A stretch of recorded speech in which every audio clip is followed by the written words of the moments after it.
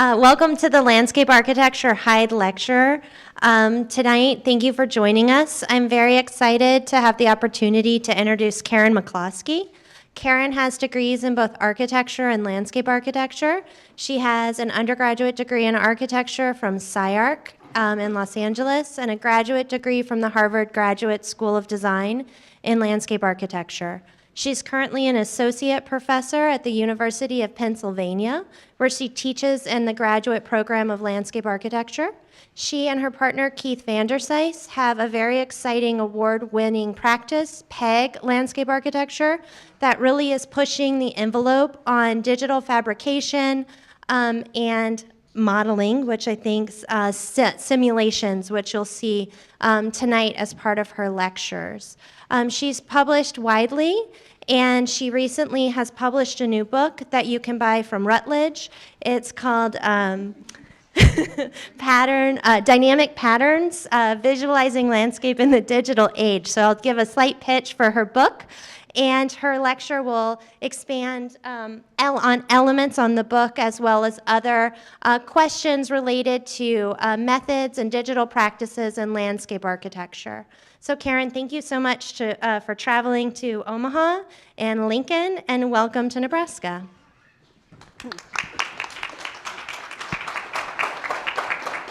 Thank you, Sarah. Can you guys hear me at the back? Raise your hand if it's okay. Yeah, great. Okay. Well, thank you so much for the invitation to be here. It's a real pleasure. And as Sarah said, I'm presenting on behalf of Keith Vandersijs, my partner in PEG. I'm going to present part lecture on representation, part some of our design work, and part book launch. So it all ties together for me, and you can tell me in an hour whether it actually ties together for you. I hope it does. So whether we're writing, designing, or teaching, we're very much interested in how different techniques of representation inform the conceptualization of landscapes.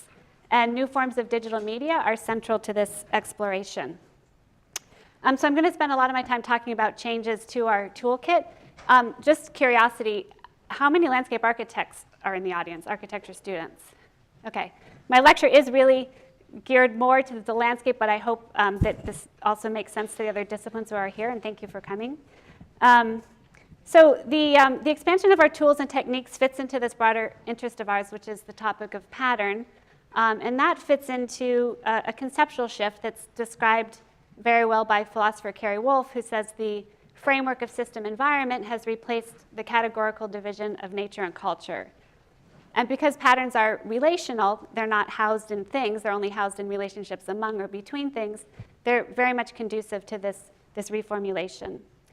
So the technologies that were previously unavailable, at least in our discipline in landscape until fairly recently, have made this world of patterns more evident and have given rise to new forms of what might be called ecological consciousness in light of our current environmental preoccupations such as climate change and global warming, the long-term trends of which are only really available to us through our observational instruments and computational models. So humans, of course, have always created tools to uncover and understand the complexities that underlie our environment's immediately visible characteristics, so whether microscopes, satellites, X-rays, and so on. And so in this way, much of our knowledge about the physical world is produced at a distance through all of our tools and techniques. And so this is, of course, true of science and of design. Whether we're working with lab experiments, field experiments, computers, and simulation, these are all different ways of asking questions. And so in that way, techniques of visualization really inhabit a realm between a useful fiction and a material reality. And it's really this aspect of visualization that interests us. So the huge shifts that we've seen in computation, which of course began many decades ago but have really ramped up in the last decade, are having a huge impact on many disciplines, and it's important to speculate what those impacts might be on our own fields of study.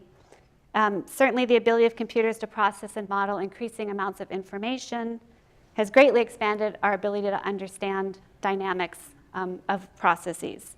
So one question for us is, how do these tools allow us to see things or see things that we would not otherwise, or learn things that we wouldn't otherwise know? and how can we use them as tools to think with? Keeping in mind, of course, that landscape imagination has to remain central to all of our pursuits. So I would say within landscape architecture, until quite recently, digital media fell into the word really computerization rather than computation. Computerization is using methods that you might do by hand that you then move into the computer. So it didn't create a radical shift in how we'd use those tools. So you're just extending already well-established methods, such as Photoshop, like you see here. And so processes become displayed in images and diagrams, like James Corner field operations, fresh kills. Now, these are incredibly important drawings, but they're representations of these behaviors rather than trying to work with the behaviors themselves. And that's not surprising.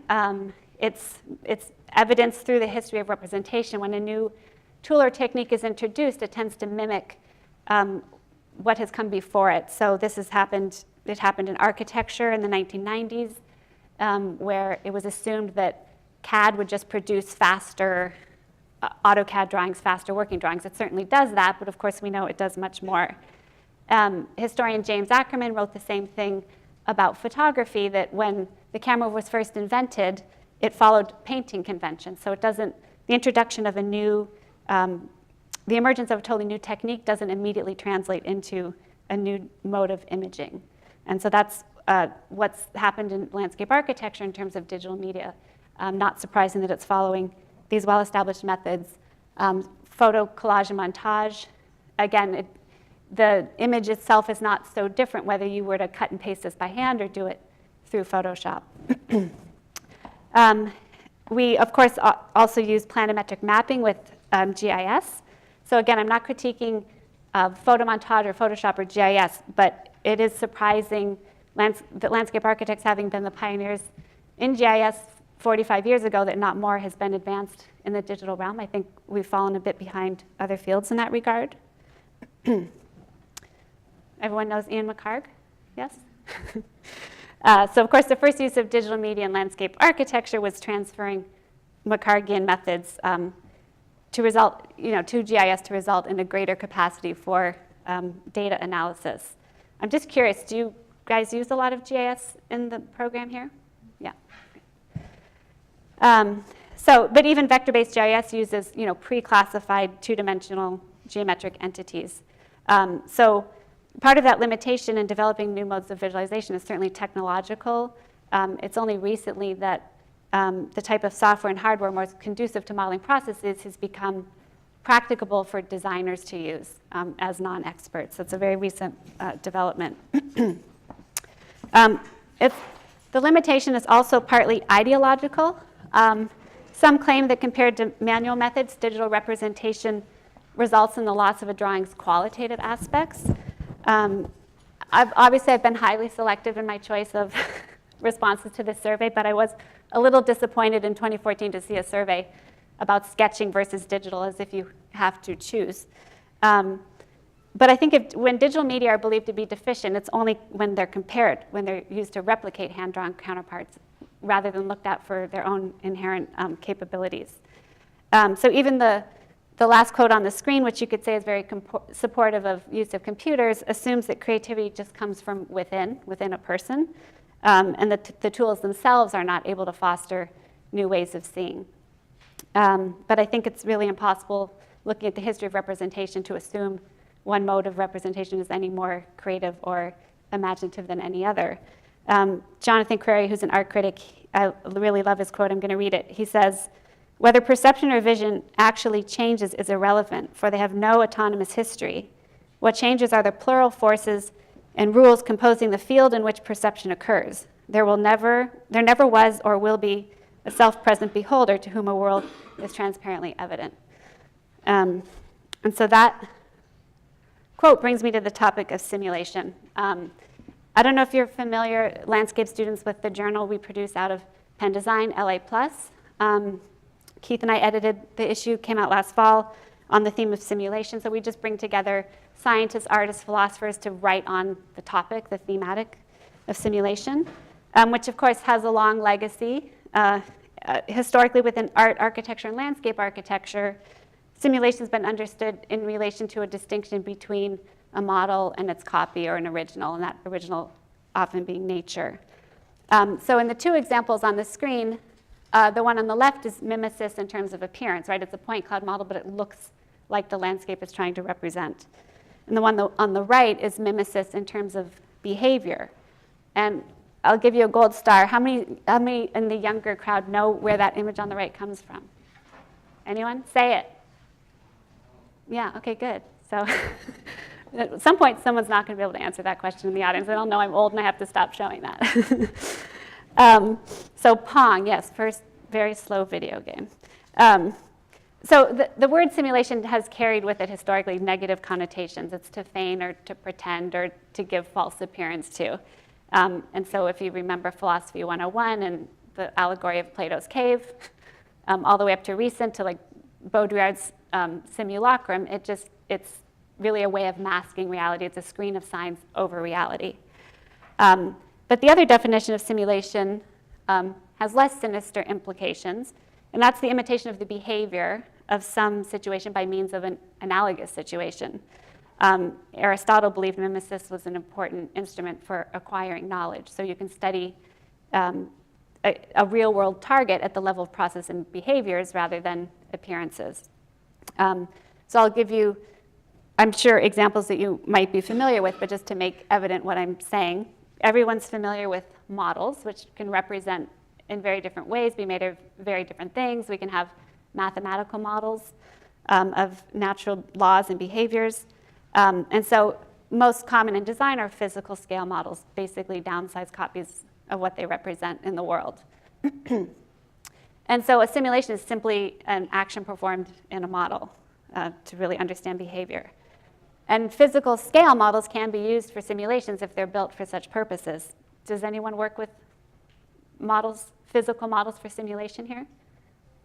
Maybe not. This is an example from Hargreaves Associates' work on Guadalupe River Park, where they had challenged the Army Corps. The Army Corps said, no, we can't build your design. Hargreaves hired their own engineers, said, yes, we can. We'll prove it'll work with the same flows. Convinced the Army Corps. Then the Army Corps built this 80-foot-long mock-up of a channel of Guadalupe River Park to test design flows using colored water to see where eddies would form and sand to see where they would deposit. And those became the stabilized and vegetated areas of the banks. The model on the right is a design model of the same project further downstream. That cannot be used for simulation because it doesn't have the proper geometric ratios, friction coefficients. It can't be studied. But basically, the purpose of a physical scale model for simulation and a computer simulation model are the same. You're setting up clearly defined parameters, you're testing them, you're altering them, and you're making changes as you go. The difference, of course, is that computers can handle a much higher level of complexity and then provide a greater degree of flexibility for testing those different parameters. And they can also reveal invisible characteristics that you would never get out of a physical model. I want to show you an example of what I mean. I don't know if anyone's familiar with Heidi Knepp's research at MIT. And she studies basically vegetation using lab simulations like this, and then numeric models to run computer simulations. So to properly simulate vegetation in the lab, like this model is showing, it again has to have the proper characteristic scaling laws. So anything you get out of this in terms of data, actually you can use in your digital simulation model can give you useful information. So that's seagrass. And then you can see how they also use tracer dyes to study how flows would move around a patch of vegetation. That's the simulation of how that occurs in the computer. And then there's a real world example. If any of you've been to the Everglades, amazing. If you haven't, please go. Of the tree islands that form. So it's a landscape example, an actual example. But what's important to say about her work, so they use measurements from these lab models to then feed into their numerical models and run simulations on the computer to see how patches of vegetation would grow. So basically what these two slides are showing, if you start, is that showing? Nope. Okay, upper left says 0.1%. if you start with that much planting density in any given area and run the simulation, the image on the screen shows the end of the simulation, you have 5% coverage. You do the same starting at 1% coverage, you run the simulation, you have 75% coverage. Does that make sense? Okay. So basically what's important is the simulation shows you things that you can't get out of the physical model. It shows you that these channels start to form. And that becomes a really important feedback into the model because that's going to change the turbulence and flow of vegetation and can change how plants can grow. I don't claim to know how to do any of this. I just think her work is pretty amazing. The goal is, one, you would want to figure out how to optimally plant something so it could sustain itself and grow itself. The other goal is she's trying to make a better computer model that's closer to the material reality than a physical model can be. So in those examples, give me something to look at here, if I can get it to go.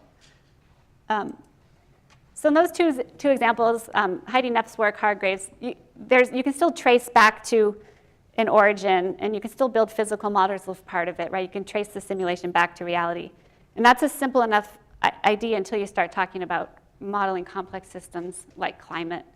You can't field test it. You certainly can't build a physical scale model of climate. And so this is another important way to think about simulation. It's not about finding an optimal solution to anything. It's really the opposite of that. It's about studying different scenarios, showing events and behaviors rather than optimal states. Let me see if...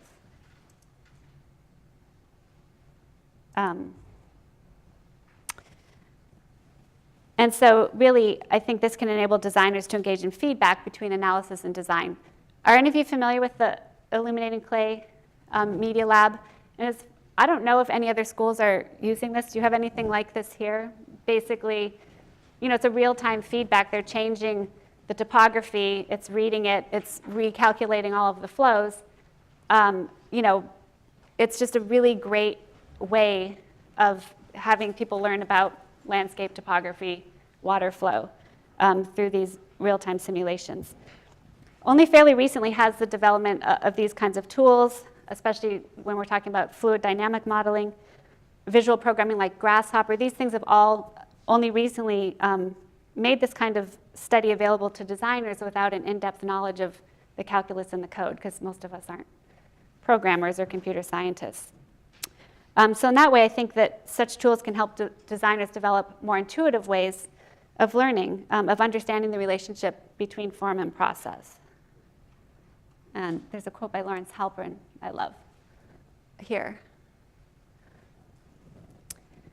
So given many of the places and issues on which landscape architects are working, they're highly variable, a wide range of scenarios, I think these tools can be incredibly useful to engage those variables. So I'll give you a quick example of a model that we built. When I say we, Keith Vandersice built for working a portion on the Delaware River. If you can see that little orange plus, that's where the hydrodynamic model was built. And we're basically looking at the feasibility of an intertidal wetland, as has been called for by the Delaware River Waterfront Master Plan. And we're using parametric software and computer fluid dynamic models to help us understand the condition along that set of piers on the Philly side, sorry, I'm not being very successful with my pointer. And the reason that we're doing this is the master plan adopted by the city, one, they didn't take into account increased flooding and tidal events. Philadelphia is not really thought of as a coastal city, but it is. It's affected by the tropical storms, and we have tidal rivers. But also they called for a mile-long stretch, you can see in the bottom left, of wetlands without really knowing under what conditions that might be possible. So if you ever have tried to get good information about rivers, it's not that easy to get high-resolution information. The data's either not accurate, or it's outdated, or it's just too coarse. Because if you compare the data available at the state level through GIS, I keep trying. Why do I keep trying?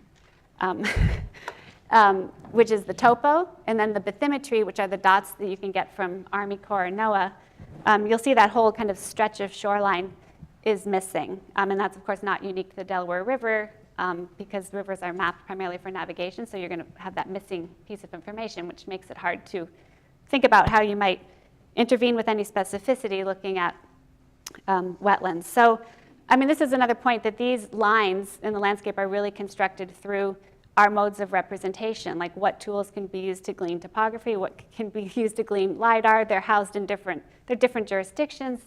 I mean, it's really this land-water binary, which doesn't physically exist. It's a gradient. It just keeps getting reinforced in our modes of visualization, and then we keep building those lines physically. So to get the information ourselves, we basically just attached a sonar GPS depth finder to a remote-controlled fish bait boat, and you basically just run it in a grid, and you can build a point cloud with that. So that's what we did. Looking basically at building the model, the contours, and looking at velocity. So basically, velocity was a key factor, and then suitability, so subtidal, intertidal, and transgression zones. So as I said, it's really only in the last decade that it's been possible for designers to use these tools as non-experts, but it's still difficult to work among all the platforms. I won't go through this whole process, but you're going from GIS, building a point cloud through Grasshopper, translating that into Aquaveo, which is the hydraulic modeler, and then you can read it in Rhino and Grasshopper. You make any alterations to the edge, and you can rerun the simulation. So it's like I said, it's really, simulations aren't giving you form. They're not telling you what to do, but they can inform how and where you might intervene. Let's see if I can forward this a little. So this is using a numeric modeler developed by the Bureau of Reclamation, where you're inputting the friction coefficients, the discharge quantities, surface elevation, and then calibrate the model. So Keith calibrated this model to within 3 inches of observed data. So you basically output from your model, and then you compare it to what actually happened and make adjustments. And so when we're just revising shoreline and then rerunning the simulations. The city has built an 8-mile-long stretch of the river to within 1 centimeter resolution, which is pretty amazing. We also looked at this in concert with water quality data and considered possible biotech responses to help augment wetland function. So light fields or bubblers, things that would potentially inject aeration into the water and create a pattern that's visible, so ephemeral rings that you might see. And this is what I'm going to now segue to what we're talking about in our book on pattern in relation to processes. Anytime you see the kind of red or red text at the bottom, it's from the book. That's the only clue I can give you. So the topic of pattern fits into the shift I referenced in the introduction, which is the shift from nature culture distinctions to the system environment and the role of patterns in this formulation because they are relational rather than categorical. And there's certainly innumerable ways to interpret and explain landscapes. We just happen to be focusing on tools and techniques that enable us to see and create patterns. As I say here, patterns are formal, material, or temporal occurrences, and they're essential to perception. We like to look for patterns. If we don't immediately see them, we still try to think of them, try to make sense of your dreams, for example. Try to make patterns out of dreams. But they're also synonymous with processes, so they're indications of the forces and actions that created them. And so because many of our design landscapes are representations of ideas about nature, but they're also physically embedded in natural processes, their patterns have relevance conceptually and materially.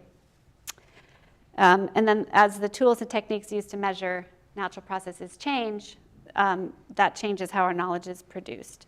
So we really drew inspiration from many sources, in particular the polymath Gregory Bateson, who died in 1980, and the artist Georgi Kepish, who died in 2001, who was at MIT for many years and founded the Center for Advanced Visual Arts in the 1960s.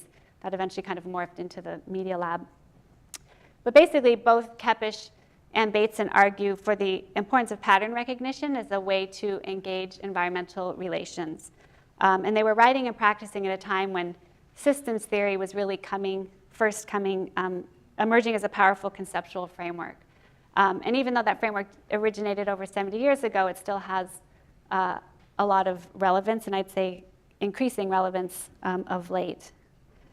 Our book is not an argument for any one particular tool over any other. We look at artists who work with data and algorithms, like Mark Nystrom's wind patterns on the left, but we also look at examples that are painted and drawn, such as Bridget Riley and Emma McNally. And we look for the use or search of patterns across many scales and realms. And then also outline the centrality of pattern with respect to systems thinking and ecology and their emergence in landscape architecture.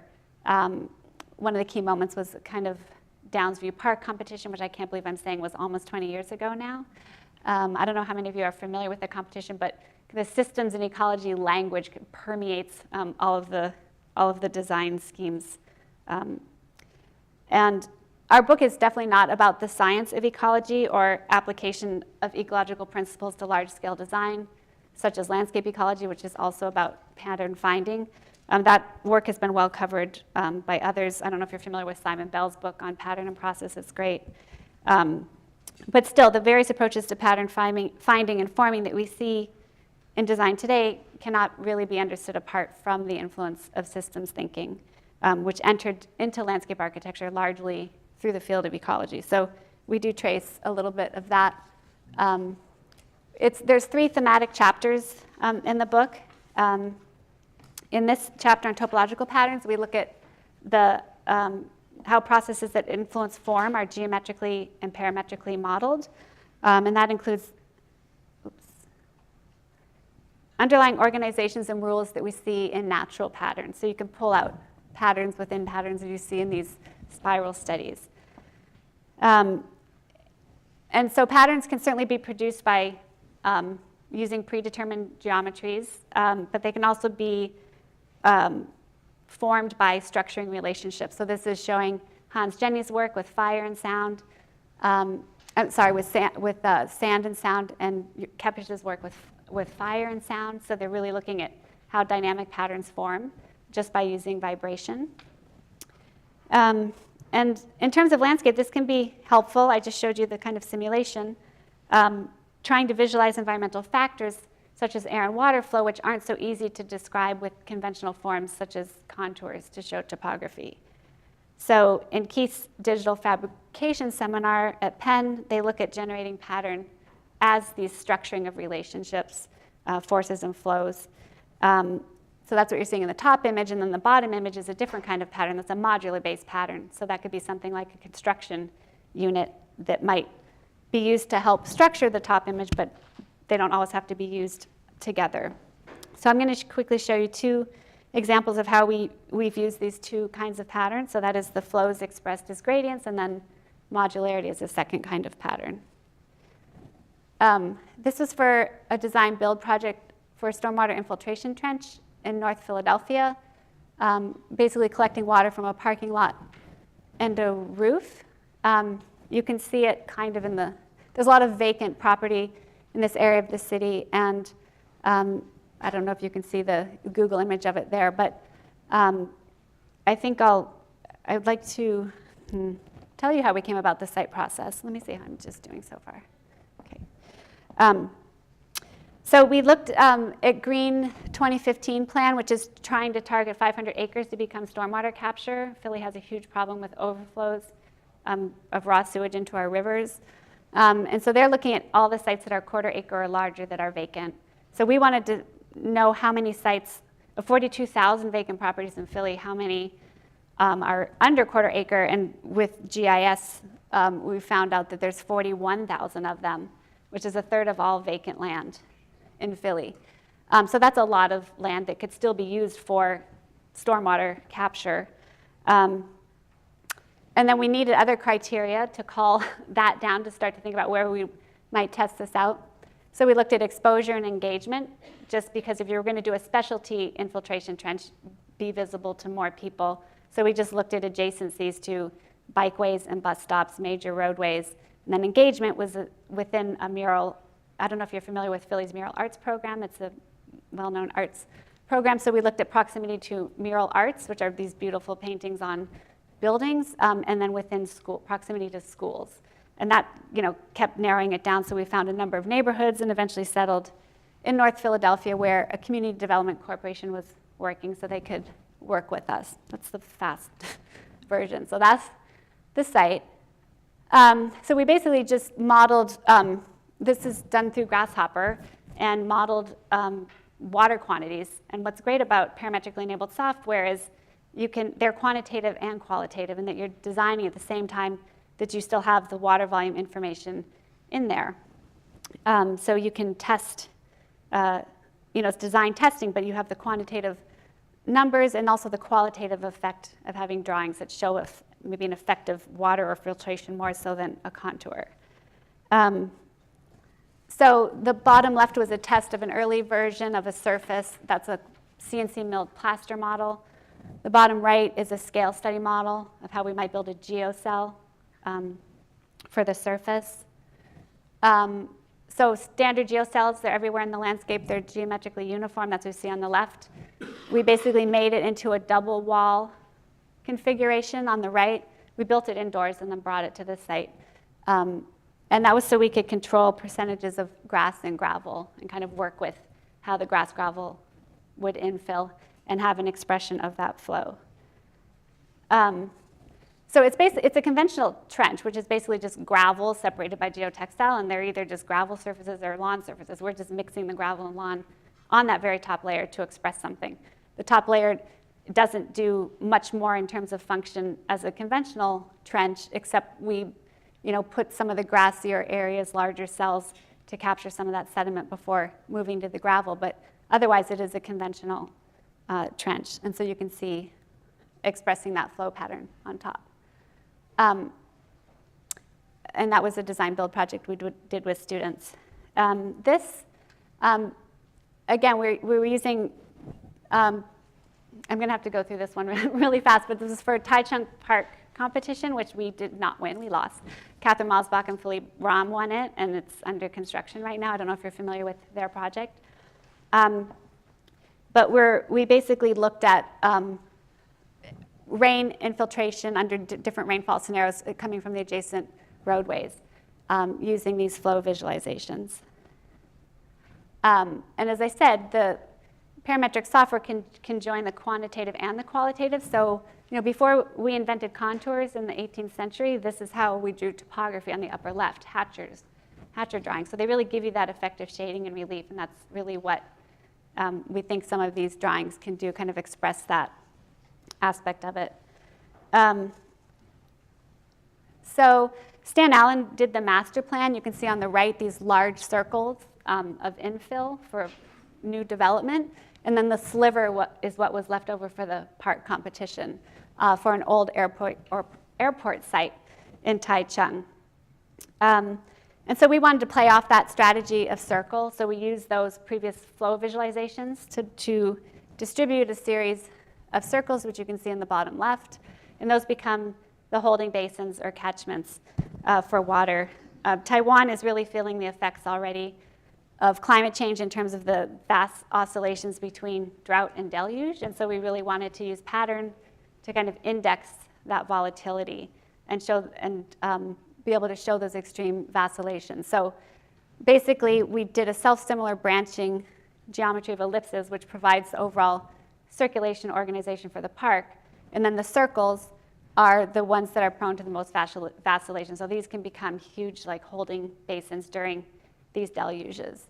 And so, for example, that would be the usual wetland drainage system on the top right, and then during heavy storm events, bottom right, these would start to fill up. Alternately, in drought or recession, how these things are kind of taken offline or less maintained. This is always a question when designing public space, is how can you pull back on maintenance without losing and still have the site appear cared for and maintained. So it's really about Joan Nassar's concept of framing the wild with the more conventional forms of landscape. So those are just two examples of two different scales of how we use geometry in two different ways, the pattern in two different ways. So one is the kind of modular base, which became our circles and ellipses and surface, but also as a method of pattern finding, really, through these parametric modeling software like Grasshopper. Okay, so obviously technology alone cannot create design innovation, right? But it can facilitate design experimentation. And so the next few slides are from our chapter on ornamental patterns. And let's see, yeah. Martin Kemp, who's an historian of science, he writes about the look of science through eras. We always think of art as having the kind of styles, but going through science, the look of science is as indicative of our periods of time and cultures as our studies of the arts. And geometry as an expression of relationships is, of course, a huge part of that. So this chapter really considers different ways that nature has been expressed in ornamental forms, some based on rules, some based on resemblances. For example, how vegetative motifs might be experienced or thought about in a contemporary way on the bottom left, Matthew Ritchie. As well as rule-based. And of course, parametric software is very conducive to rule-based explorations. We also look at contemporary practices who use botanic motifs like West 8. I think you guys may, in landscape, read an essay that had this one. A student of mine a few years back did a studio in Las Vegas. So we've definitely experimented. So I'll show you a few quick tests that we did with ornamental patterns in Philadelphia. And this one was really to see about surface responding to rainfall. So this is a pattern that's only visible when it's wet. And we basically just laser cut templates, applied water retardant to this, and then it disappears. I'll show you that in a second. But it's very simple. It's basically 6 sets of circles that all have different sizes. They're double circles. So when they overlap, they create these kind of floral figures. So it really is very flexible. You can move from single isolated figures to more field-like patterns. And so there are the laser cut templates. Apply the water retardant. We didn't wait for it to rain. We put some water there. But you can see just within a couple of hours, it's gone. So we were doing this as a test so we'd know whether we could use it for a project. Unfortunately, we've never had a chance to continue with it, but it does work very well. Another set of tests, knot gardens in Philadelphia. And this was looking at laser cutting geotextile, which again is something that's everywhere in the landscape, but you don't normally see it. So we thought, well, we might as well make use of it. It's a weed control barrier. And so, as I already mentioned, Philadelphia has an abundance of vacant land. And the Pennsylvania Horticulture Society comes in, what you see on the right. They clean it out and plant lawn and trees and put a picket fence to keep people from dumping. It helps with the perception of the neighborhood of having a maintained landscape. So we really wanted to derive an efficient way to have that same aesthetics of care, also with minimal means.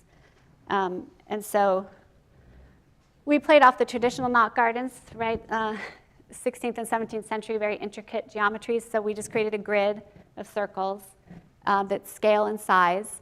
And then you can see inside where that's the geotextile on the ground. We just put the laser cut templates over it and hand cut it. And then you just roll it up and bring it to the site. We did two plots, one where we really dug out the vegetation and brought in some topsoil before laying down the geotextile. The other one, we did a simpler kind of surface cut to see if that would work. It did not. You can see in the foreground, they started to form circles, but the creeping vegetation took over. But in the background, where we had dug it out a little bit more, the circles grew in clearly at the thinner ones and also the thicker ones. And this was a year later. So again, when we look at this vegetation, we see it has a lot more value than a lawn does. But when you have acres and acres of it, it really has an effect on the neighborhood. So you could be strategic about how you would place these. So you could have both of them, both like our Bellwether project. You can frame the messy landscape with the more ordered pattern. We had tried another one with a more intricate packing. Hexagons are great for packing geometries.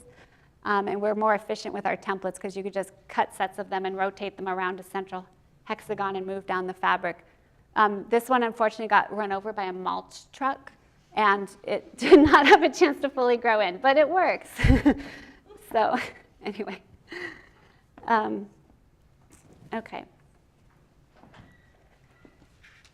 So I'm going to go really fast through this one. This was for a competition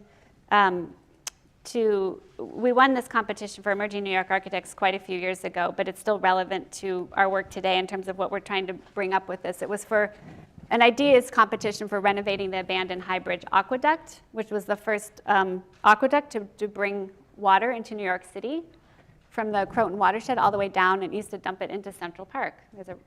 It's been filled since then, obviously. But the competition was really just to get people excited about opening the High Bridge to pedestrians. It's been closed to pedestrian traffic since the 1970s. It just opened again 2 years ago. And they basically just wanted art space for the Bronx Museum of Art and Manhattan-based art collective called Artists Unite. So they weren't specific. They just said rethink the relationship between infrastructure and the bridge and consider architecture's role in the creation and display of art. So we basically proposed an infrastructure that would reuse the bridge and provide gallery space, but also make a network of intertwined social recreational spaces. And we, of course, use pattern, again, as an organizational system to visually and formally link what might otherwise be seen as separate areas. So we derived the looping geometry from inspired by the line arc of the bridge, and also, of course, these clover leaves, because the Harlem River has lanes of traffic along it at the bottom near the river. And so these blooms are for 3 areas of display. We have on the right-hand side, the building, the looping geometry, across the bridge, and then over to the Manhattan side. So we called them the internal, the interstitial, and the intermittent for the landscape. So we treated it very, very diagrammatically, as you can see, and really just focused on the relationships that the entire system would set up, intertwining art with recreation, building with landscape, and then the temporal nature of performance art, and with the changes in the environment. And then, of course, focusing on water as the link, because High Bridge used to be an aqueduct. So this is just showing how those figures define a landscape circuit of these paths, pools, and ponds. And they basically act as a water collection system, which collects the rainfall, filters it, and then channels it back towards the bridge. This is just showing how they could inset or be perched out from the existing topography. That's a CNC milled model, which shows the interiors of those blooms, how they could be under different conditions, and then the bridge. Basically, after circulating through the petals, the rain would appear days later as that curtain of water falling from the bridge. So basically, by reversing the flow of water, the aqueduct is transformed from a distribution pipe into a collecting reservoir, inverting the historical trend of infrastructures with disregard of local waterways. So the point to make in this project is that delay, that gap from rain event to bridge event, is something that could be noticed by passerbys, people who frequent it or who pass under the bridge. And so it's a temporal or behavioral pattern. It's not a pattern that's housed in any geometry. It's a pattern that's housed in the recognition between 2 events. And so I just showed you that that's one of the thematic chapters in our book on behavioral patterns. And we look at a lot of work from the 60s and 70s systems art, because they were very much interested in that, and also the role that data and technology played in that formulation of behavioral pattern. So the point I want to make here is designers are increasingly asked to substantiate their work through metrics, which they are. I think we have to remember valuing only that which can be quantified or measured will never lead us out of our environmental predicaments. It requires a bigger social, cultural shift in sensibility, and that has to come through qualitative and aesthetic means, not just problem-solving means. And that's a tension that we're really grappling with in this next project, which I can't say a lot about because it's near the end, and also because we're just now starting the design phase of it. I wish I were talking in 4 months because then we'll know what worked and what didn't. But I don't know how many of you are familiar with Rebuild by Design in New York after post-Hurricane Sandy. Hyde and the Rockefeller Foundation founded a competition. They're basically repeating that. It's called Resilient by Design Bay Area Challenge, and we're on one of the 10 teams working on the project of resilience in San Francisco. So Keith and I are leading the Penn side of things. The overall team is led by Bionic out of San Francisco. And then and we're working with WXY in New York, and then there's a whole slew of consultants who will become very helpful to us in the second phase. So I can't really go into detail, but I want to show you how we decided where to work, because we had to choose something from the entire Bay, and we're from Philadelphia and not familiar. So we relied a lot on data, on GIS, and on reports and studies that have already been done. It took us 6 weeks just to get all of the information and compile it into our own GIS file. So we began with regional analysis by prioritizing physical risk and communities at risk. Those were our two main concerns, and those are populations with multiple vulnerabilities. So all the darkest colors there are people who would have 7 or more of these factors here. I hope you can read from that distance. And for physical risk, we looked at earthquakes, liquefaction potential because of soils, floods, and sea level rise. And we took a metric of 9 inches because that's assumed most probable by 2040 in the Bay Area. So the physical vulnerability map, basically, you can say in 20 years, this is a pretty safe bet. And we did quick calculations of the amount of infrastructure, the major infrastructure that would be affected, not to mention, of course, more importantly, all the people. But the topography of the bay is very, very shallow and wide, and then comes up. And so this shows you the sequence. The first 9 to 12 inches is 6 to 12 inches is going to have massive, massive effects all across the bay. And so it's not something that can be really thought about as happening in the future. It's an issue now. So we basically layered the physical vulnerability with the community vulnerability, and that's how we generated this composite vulnerability. This is classic suitability analysis, right? Minus the existing wetlands. They're doing a lot of restoration of the salt ponds. Unfortunately, in 70 years, those will probably be drowned as well, so one has to question that. I mean, I understand why they're doing it for ecological value, but it's just a tricky issue. Everything you see in the pink there, so you can see along the bay side and the creeks is distributed vulnerabilities. So we could have chosen any of these, but to further narrow it down, we chose the most vulnerable, so 7 to 10 priorities. And then we looked at those communities within their respective watersheds, and then we isolated them based on those who had access to open channels. One, because those channels, those are shown in green, are going to be prone to flooding, but they also are great opportunities for recreation, trail networks, and bay access. So that's how we derived this map. And the regional scale can only get you, obviously, to a certain point, and there's so much it does not take into account, all of the human social issues on the ground. But it got it as far enough, and for various reasons, we decided from this to work in the northern area. One, because we did not want to assume a levee project, which is what's happening in the south. And we were looking at this intersection across the 580 bridge, which is a very old, vulnerable bridge.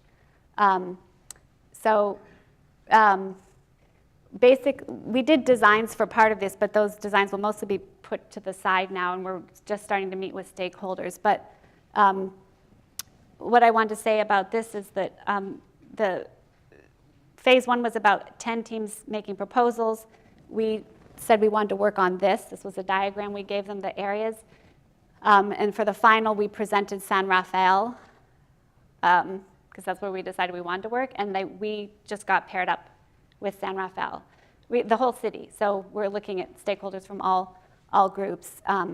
And it's obviously it's a tricky issue, series of issues. The barriers are certainly financial and time constraints, but they're ideological, they're personal, they're emotional. You can't expect to find consensus in an entire city that has extremes of wealth and poverty. And But the point of this competition is to actually move that conversation on resilience forward. So we have now a finer resolution digital elevation model, but again, at this level, you can't see much. So we're starting to look here. We just did these this week. More importantly is it's showing you, I don't know if you can read those numbers on the left. These are much more helpful because it's showing you how much water is over the ground during these conditions. So it's not just kind of big scale. And so you can see that there's a lot of areas that are under 4 to 6 feet of water in various storm scenarios or sea level rise scenarios. So even those who think sea level rise is in the future, which it's not in this particular area in terms of how much 6 inches will matter, but a 24-inch sea level rise, so what you're seeing right here, is the same as no sea level rise, but a 5-year storm, right? So that could happen now, 20% chance of happening any given year. So, we have to make these drawings actually with more information than that because it's not limited to just sea level rise. But at some point, and 36 inches is the equivalent of a 100-year storm.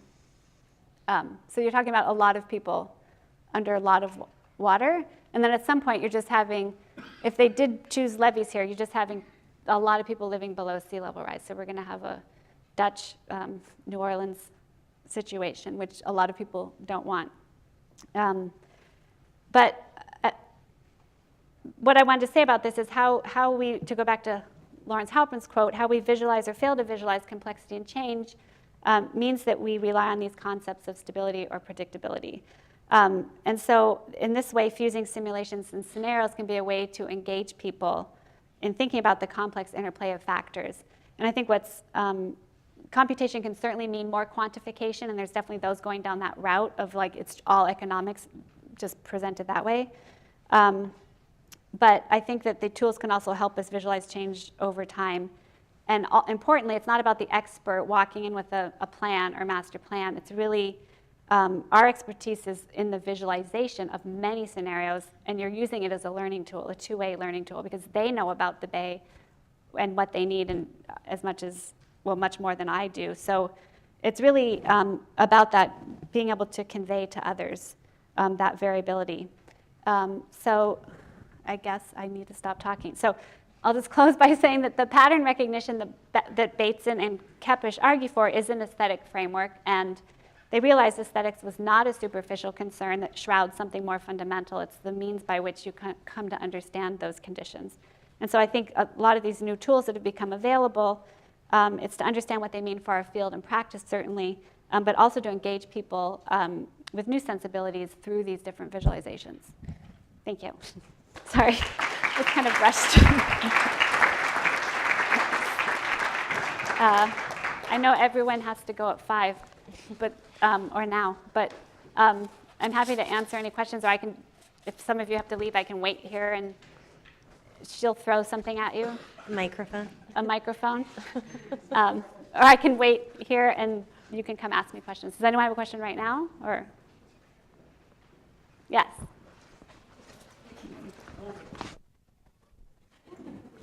Do I actually talk? Yeah. This actually, whoa, that's cool. So with the GeoCell stuff you guys were working with, is that something that you manufactured yourself, or that's kind of available on the market now?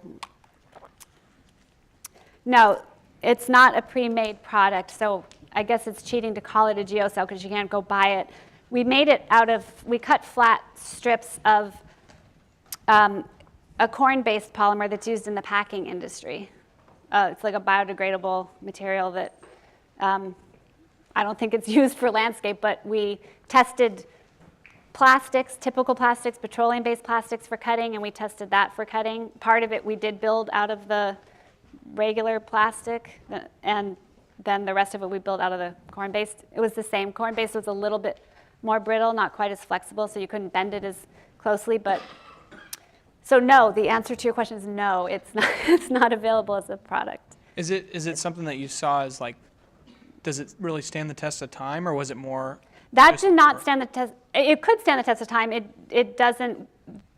It's grown over because it's not maintained. I mean, The Pennsylvania Horticulture Society was going to maintain it as part of their program with their lot, and it's just easier to let the grass grow over it. It's still there, but it would have to be maintained. It would have to be mown, and occasionally, that gravel does not stay in its place forever, especially when kids and cats get a hold of it. Cool. Thank you. Does anyone else want the soft mic thrown at them?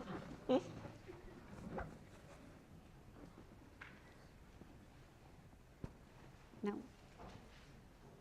Okay. Thank you.